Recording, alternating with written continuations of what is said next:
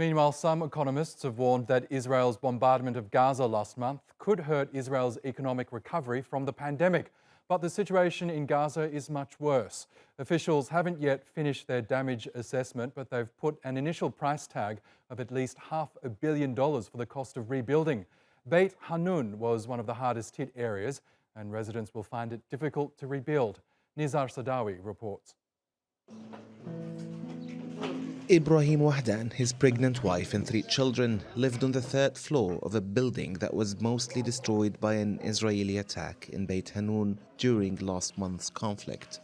The building is large and has multiple apartments. They bombed the house while we were inside the building. Praise be to God. If the bombing had happened at night, a massacre would have happened here. It could take years for the building to be rebuilt, especially if the blockade is not lifted. The Gaza Housing Ministry says more than 2,000 homes have been destroyed and tens of thousands of people have been displaced. The ministry says the losses amount to at least $500 million and residents need urgent help now. Today, we launched an appeal and called on all international institutions, friends and friendly countries to provide a relief aid to these families.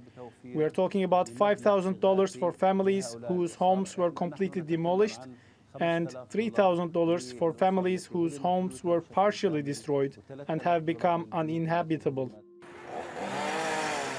Gazans are well known for their resilience, but it can only go so far. Kamil Wahdan watches her children playing among the wreckage at their home, hiding her fears behind a smile. As you can see, we are a big family. Me, my husband and my 3 children. And I'm still pregnant. Winter will come soon and we will not be able to live in such conditions. The house is wrecked and we won't be able to continue and live here. We wish they would give us rent allowance at least. So far, no one has given us as little as $1 or shekel. We really need a rental allowance because my husband is not working. Palestinians in Gaza have already received pledges of financial help for reconstruction, but many of the countries that have promised funding are unwilling to work with Hamas. And many buildings destroyed in the 2014 assault are yet to be reconstructed.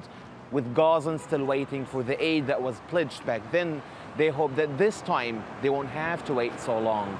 Nizar Sadawi, TLT World, Gaza.